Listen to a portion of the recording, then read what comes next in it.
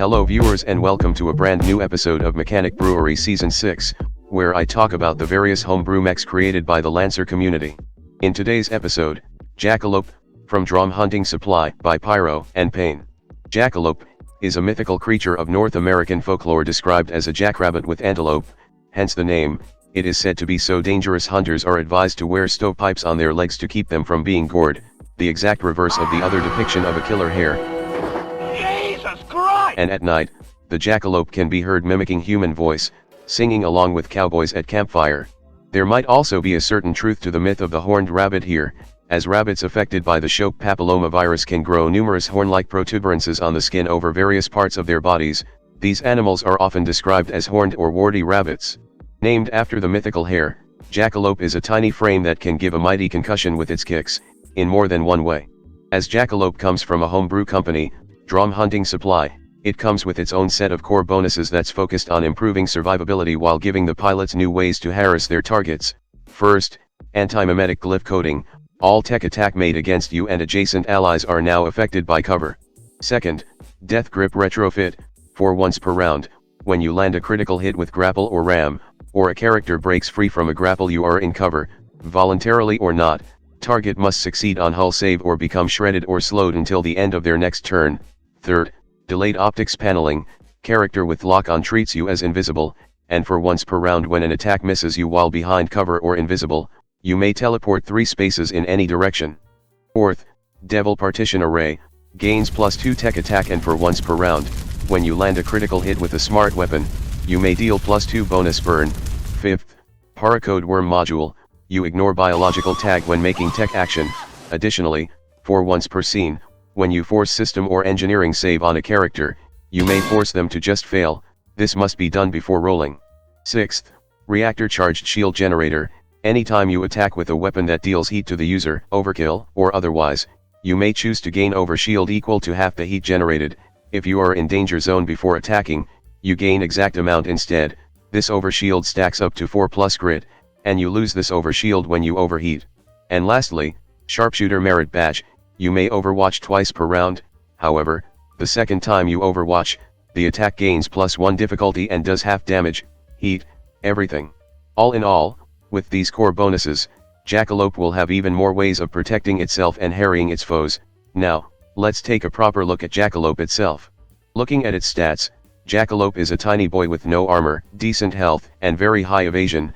Its repair cap leaves something to be desired, but it can move like crazy. Its save target is good, sensors is just average, E-defense is decent, it also has +1 tech attack and 7 base system points. Its heat cap is okay. As for its traits, it has 2 of them. First, hind legs. Jackalope counts as size 3 when kicking the hell out of people and knocking people prone. Second, springboard. Anytime Jackalope inflicts knockback with melee, they may move a number of spaces equal to the knockback inflicted. This movement is part of the same action, ignore engagement, and doesn't provoke reactions. In short, Jackalope loves knockback as much as a certain other tiny frame and can move even faster with it. As for its weapon mounts, Jackalope has double auxiliary mount and 1 flex mount, plenty for a tiny frame. As for its core system, Jackalope has a core passive called Diseased Frame. After printing your mech or after you rest, you must choose whether the Jackalope receives +1 difficulty to all systems or engineering checks and saves. This counts as your diseased stat. Or once per round, when you kick a non-biological hostile, they must succeed a save with your diseased stat or become diseased, causing them to have +1 difficulty with all checks and saves with the diseased stat, and also at the start of their turn, gains 2 heat if it's system, and 1 burn if it's engineering. Anytime the diseased character moves adjacent, voluntarily or not, or end movement adjacent to a non-diseased hostile, said hostile must now succeed the save roll or be diseased. Yes, this frame has COVID mechanic and it's wearing no mask all the damn time. This thing is exactly why you should wear mask in crowded area, but yes, just by punching and kicking your foes, they too will do worse in system or engineering, and if you drag them back to their allies, the entire group might be infected too and be even more vulnerable to whatever control shenanigans you might have up your sleeves. This can be very powerful when used right, to say the least. As for its core power, Jackalope can activate Liturgicode Worm for hypercontagion. Upon activation as a protocol, your disease is now hypercharged as hell for the rest of the scene. You treat both engineering and system as your diseased stat with all that implied. Additionally, You may inflict diseased frame once per turn when you hit or be hit by melee attacks. In summary, sickness for everyone, Papa Nurgle will be proud. As for the rest of its license, you get WB Concussion Hammer and Horo's Degraded Suite in the first section. WB Concussion Hammer, Physical Cartoon Trauma. This is an auxiliary loading melee with short threat and a steady 2 kinetic damage, which looks kinda like crap for a loading weapon, but you can use this profile without unloading it. Instead, when you hit with this weapon, ram, or improvised attack, you may unload one instance of this weapon as part of the same action, giving the attack +1 knockback and 1d3 explosive damage. This weapon can't be used again until you reloaded it. Now that is very interesting. It's like a system that can be used to upgrade your ram and improvised attack, but in reality it's actually a weapon that still can be used normally.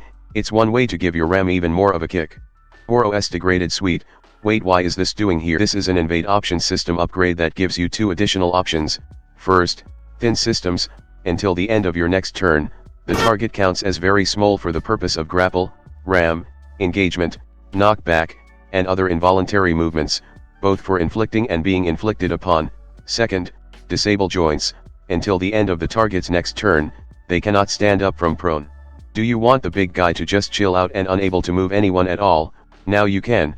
You can even make them unable to crawl up from the floor, just to keep them even more immobile. Aside from Jackalope frame itself, you can also get amorphous antlers and thump charges in the second section. Amorphous antlers, don't ram hard, ram smart. It's a main melee with short threat but comes with 2 knockback, smart, and low kinetic damage +2 heat. You wanna send those pesky high evasive NPC flying. This is one tool to do that with. Thump charges, you guessed it, more funny ragdolling. It's a grenade system with 2 different modes. First, Whiplash Sticky. Choose a character in range 5, they must succeed on an engineering save or the next time they make any move, even involuntarily, they take 1 AP explosive and get sent flying 3 spaces in a direction of your choice. This can happen before or after the movement has resolved. Characters can detach this grenade by passing another engineering save with a quick action. Second, Kickback Mine. When a character move adjacent to the mine, it flies off and explodes on contact. The character must succeed on engineering save or take 1d6 AP damage and be knocked back by 3 spaces in a direction of your choice and also prone, half damage on success and ignore everything else. When detonated in any other way, the grenade will flies off to the closest hostile within range 5. Do you like more knockback, in any direction you want? Well, there you go. In the final section, you get Acme Class NHP and Fever Drive. Acme Class NHP. Are you sure about that? Your mech gain AI tag, and also, anytime you ram or improvised attack, you may target a character within your sensor and line of sight, and any knockback is inflicted in any direction you want. You can't use this when jammed. You can now perform mime bullshit and Titanomachy combo people from a mile away. This is actually stupid, I like it, it's hilarious and the control potential can be quite insane. 10 out of 10. Fever Drive. Try not to get sick. It's another quick tech system upgrade that gives you 2 options. First, immune response. Choose a hostile within sensor and line of sight that is also not in danger zone. When they enter it for any reason, they take an additional 4 heat. Each character can only be affected by this once per scene. Second, Cold Sweat. Choose a hostile within sensor and line of sight. This time, 1 in danger zone. When they leave danger zone for any reason, they must succeed in engineering save or become stunned until the end of their next turn. Each character can only be affected by this once per scene. The first option is absolutely funny, because do you know how many NHP has only 8 heat cap even in tier 3, and when it comes to Cold Sweat, it's probably faster to make a NHP leave danger zone by just turning up the heat even more till their reactor melts, which is so damn ironic. And that's basically it on Jackalope, the rabbit that will kick your ass and turn the last moments of your life into a comedy. Its license is just so full of gears and systems that can send people flying in any direction, or just to shut people down. Plenty of tomfoolery to be had around. Anyway, that's all for now, and I will see you all next time. Hello there, if you like this video, please subscribe and click that notification bell button. If you want to see the videos early as well as further support my channel, you can join in my Patreon page, or buy me some coffee, links in the description. Anyway, have a nice day.